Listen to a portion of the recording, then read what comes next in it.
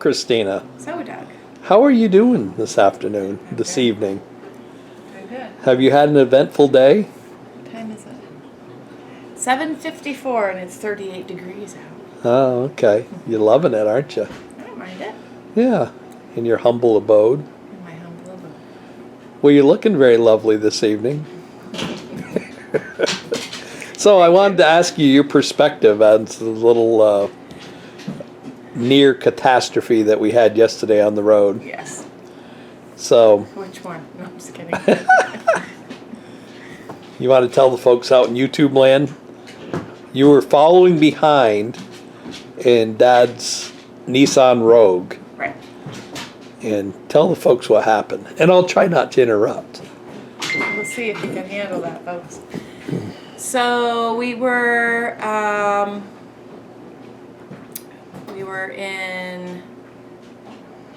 we just crossed through Baltimore, and then we came into Delaware, I'm assuming, right?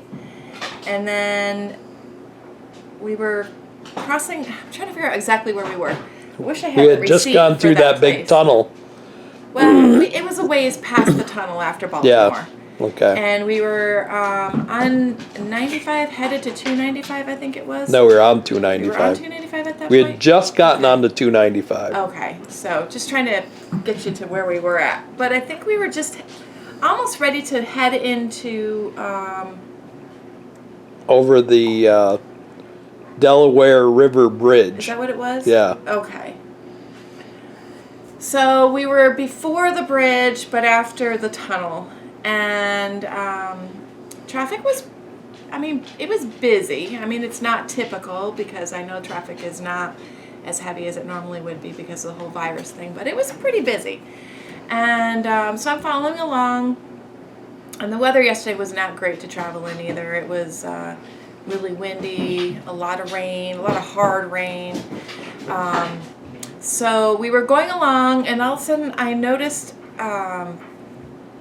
the trailer, the car dolly, was going to the side of the camper more than it typically did in the past, because it tends to sway a little bit. But all of a sudden I noticed that it was like going way out past the side, and then it would come back, and it would go way past the side again, and it seemed to veer mainly to the passenger side.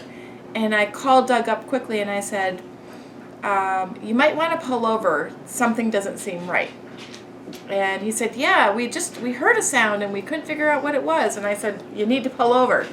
And I was starting to panic because he wasn't pulling over right away. He was slowing down. And I said, you need to pull over. And I'm like, and then it was silent. And then he found a spot on the side of the road that was between an on-ramp onto 295 and an off-ramp of 295 and on-ramp of 295. So there was a nice pull-over spot right there. So he pulled over nice and slow, did a really good job getting it over. I pulled over, put my four-ways on, and got out. And we saw that the car dolly was attached to the camper only by one chain. The ball was inside the actual hitch, not the hitch, but the part on the car dolly, but it was not attached to the hitch on the motorhome. And I looked, and the shaft of the ball had no washer and no nut on it. And one chain of two was hooked, and it was under the camper, under the motorhome. So one thing you were nervous about was I wasn't stopping fast enough. But my fear was that the car very easily could have ran into the back of the camper. Yeah, I realize that now. I didn't even think about that at that time, because at that time I just wanted to get that car off of the road so that nothing happened. I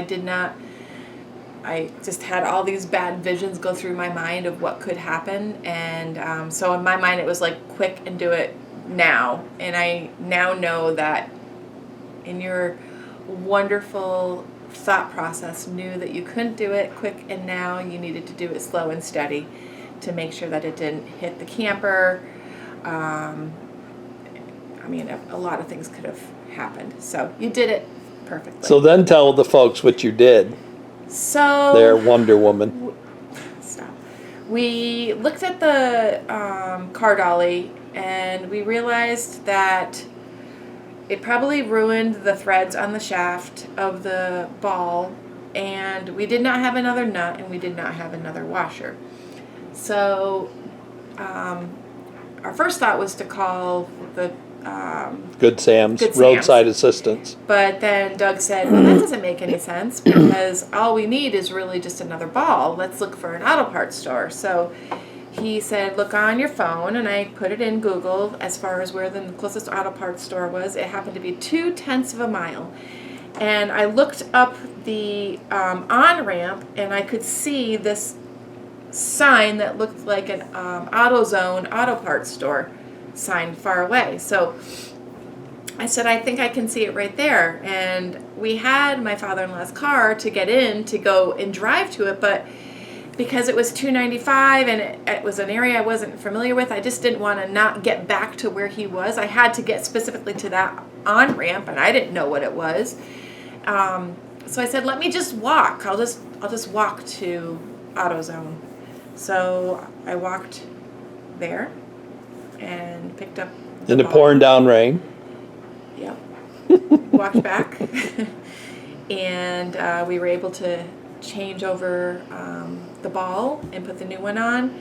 In the meantime, this gentleman and his wife and his dog pulled up in a van with a car dolly behind them, and was gracious to help us. He showed us a little trick of how you take a screwdriver and you put a mark in the threads on the ball so that You mar up the threads. so the nut doesn't come off.